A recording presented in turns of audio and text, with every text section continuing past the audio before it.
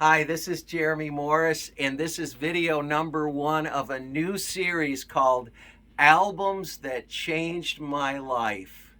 I started listening to music at a very young age, and it didn't hurt that my father was a musician with a massive record collection. So I got into records early on, and my dad would buy them for me because I didn't have enough money to pay for them.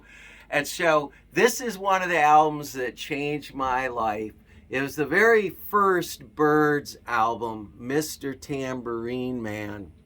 And when I heard this album, it blew me away.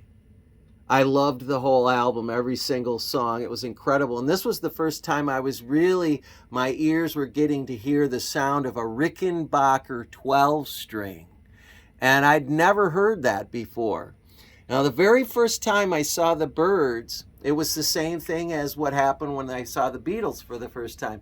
I saw them on the Ed Sullivan Show in the year early 1965, watching Ed Sullivan, and he introduced the Byrds, and they played Mr. Tambourine Man. And when I heard that 12-string guitar and those glorious layered harmony vocals, it just completely blew me away. It was a game changer. At that point, before hearing the Byrds, the Beatles was my favorite band. But now all of a sudden, I had another favorite band, and I couldn't make up my mind which one I liked the most. And so, interesting, decades later, I still pull this album out and listen to it.